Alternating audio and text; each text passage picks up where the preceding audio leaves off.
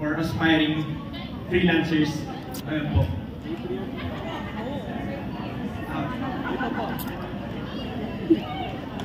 Okay. Sino naman po yung aspiring content creators dito?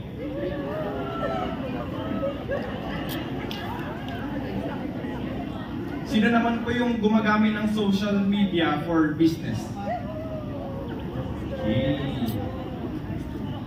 Okay, bale, magtatanong rin po ako sa inyo kung sino po yung may passion sa isang hobby na ngayon wala na. Okay. Like passion po sa hobby. Kunwari, sumasayaw ka, tapos hindi na ngayon. Sino po yung may ganun? May passion sa hobby? Okay. Kuya, ano po name nyo? Mike Santinon from Ifugao. Ano po yung passion nyo? First, since lahat na rin yung passion is drawing, gawa ng mga comics. Bakit po nawala yung passion sa hobby? For many reasons. One is against yung parents and yung school sana. I'm from Ifugao, so ganun and financial. Nag-stop na yung passion. Yung po sir. Sana po bumalik. Passion rin. Pero ngayon, at least na-convert sa filmmaking, photography. Ay, okay. Nice.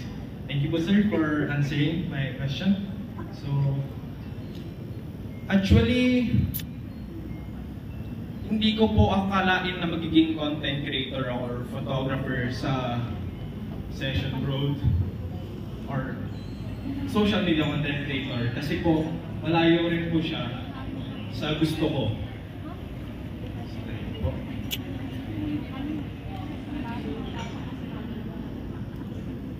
Okay, pa-play po.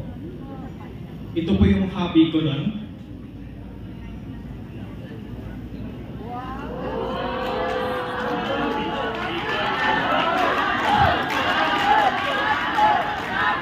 Actually, ayan po, 10 years ago, that was my passion. Yun po yung gusto ko po, maging B-boy at maging compete sa ibang bansa sa Red Bull. Pero nawala na yung passion na yun dahil for so many reasons. Hindi ko rin sure kung ano po yun. Finance, lifestyle, emotional, environment. So, gusto ko pa rin hanapin yung drive ko. Ayaw ko pong mawala yung ayaw ko po yung maging kontento ako kung saan ako meron. So, I tried a lot of many things. Nagtayo ako ng maraming page sa social media. Sumubok ako ng mga filmmaking, skits. I tried trading. And nag-work rin po ako sa palengke for 3 years. So, yung nakikita niyo po sa palengke na palengke boy, ganun rin po yung ginagawa ko. So, hindi lang po ako nagsimula agad sa paggawa ng content. Pero yun, next slide po. Ito na lang natira sa akin dahil yung ipon ko sa palengke for 3 years, nilagay ko po sa isang investment and nawala po yung ipon na yun. So, sayang naman, 3 years. Itong natira sa akin, small apartment, camera, and peanut butter. Peanut butter, kasi nag-away kami ng mother ko noon kasi nag-quit ako sa job. Kasi under ako sa business ng mother ko sa palengke. And hindi kami nagpansinan for 2 weeks. Ayun po. Kaya, yung peanut butter is for my survival, para makalipas ako ng araw. Malimpasan ko yung buto. Ayan. And tinatry ko po yung best ko para maghanap ng another job. So itong camera ko, ginamit ko siya for freelancing. Next slide po. Ito. Yun. Pa-play na lang po, sir. Sorry. So, nag-jump po ako ng... So, Fierce Luca, Fierce first look, tapos paglayo ko sa'yo, gawa ka ng second post mo. Okay, ganito. Ganito pa. Yeah. Tigawin mo to, gawin mo. Yan, tigawin mo. Okay, sige, gawin na natin yan. Kakita ko sa'yo. 3, 2, 1, action. Oh, pikinig ka. Tapos, ilalayo ko sa'yo yung camera. Okay? 3, 2, 1, go! Oh. Yan po. So, naging freelancer po ako niyan. Habang part-time freelancer, habang wala nagbubook, nagiging content creator po ako niyan. If familiar po kayo sa mga debut, sa wedding, tumatanggap po ako ng dati para at least po may pangkain ako, may panggastos ako, may pangtustos ako sa sarili ko. And right now, 3 years, naging content creator na tayo. Mahirap, pero nag-push through and nag-gain na tayo ng ng 3 million followers sa social media. And okay na rin tayo. And next slide po. So, this is life as a content creator. Ito po yung mga nakakuha ko, ito po yung perks ko, ito po yung nare-receive ko po ngayon. Kung ano po yung ginagawa ko, and i-explain ko rin po kung ano yung workflow ko. So, this is my team sa paggawa ng content. This is Angela, my girlfriend. Siya rin po yung co-owner ng page. And siya rin nag-assist sa akin sa paggawa ng content. Manny, AJ, sila po yung assist sa lights, kapag kailangan po ng photography, assist po sa mga bagay, sa mga gamit. And this is my editor, si Jendra. 50% siya po yung nag-edit, and 50% ako po yung nagtatapos. Okay po. So yun po yung work namin ngayon as a content creator. Medyo bago po siya sa inyo, pero explain ko po in really understandable way. I work ngayon sa mga brands, owners, business owners, sa mga small owners, pizza, gadgets, shoes, food and beverages, hotels, and mga PR marketers. Yun po yung mga kinokontak ko po ngayon, or sila pa yung sa kanila po ako ngayon nakikipag-usap, negotiate. Dati po as a freelancer, mga nanay ko ng magdidibu, mga client na new engage na couple, yun po yung kinakasukulan. Ngayon, ito po. Okay po, next slide. Ito po rin po ang isang perks ng social media, personal brand. Meron kaming leverage. Ibig sabihin ng leverage is digital reputation. Ano ba ang real life scenario nito? For example, dahil marami naman po nakakilala sa ginagawa namin, ibig sabihin na-establish na doon yung trust. Kapag mag-pitch kami ng gagawin or magpo-promote kami sa isang business, mabilis na lang kasi na-build na yung rapport, andun na yung trust. Next slide. And this is our creative workflow for business. First, we determine kung ano ba ang goal namin. Ang goal namin is to make the best video as possible and to make the best photo as possible. So, ito, bago kami gagawa ng actionable steps, kailangan i-figure out muna namin kung ano ba yung goal natin. Same with you guys. Pag sa business nyo, dapat alamin nyo muna kung ano yung binabali nyo, kung ano yung goal nyo, para hindi tayo magsayang ng resources. Okay. Isang nakakatulong rin sa amin is to think outside of the box. Hindi lang kailangan nandito ka lang sa niche mo. We also do some recovery. We read books outside of our industry, watch movies, explore culture, para kapag balik namin, sa paggawa ng content, marami kami na-i-implement. Kasi marami kami na-implement sa sistema para sa paggawa ng content. At mas ma-explore pa namin kung ano yung possibilities.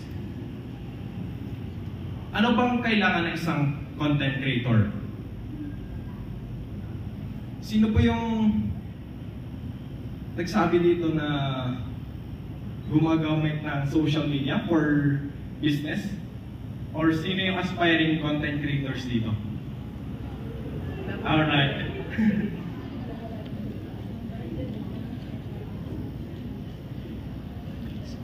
What's your name? Sino po yun? Okay, si Kuya rin. Kuya, ano po yung ginagawa nyo sa social media? Gumagawa ng mga yung comedy short films as an entertainment. Ay, okay. So, parang vlog po. At the same time, nagpo-cover din ng mga events as a freelance. Okay, parang parehas rin po tayo, sir, no? Okay. Okay. Ganito po kami matuto. Ganito rin po kami nagsimula bago kami mag full-time content creator. The first one, imagine hindi ka marunong magluto and gusto mo magluto ng tinola. Saan ka matututo? Of course, dito sa marunong magluto ng tinola. Ano yung ituturo niya? The basics, fundamentals in yung recipe. Ganon din,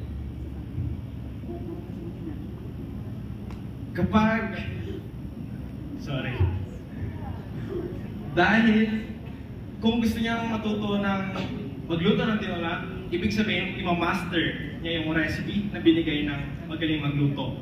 And after trial and error, ma-master niya yung recipe, then pwede na siya maglagay ng ingredients, magiging sa kanya na yung recipe. Ganon din po sa content creation and photography.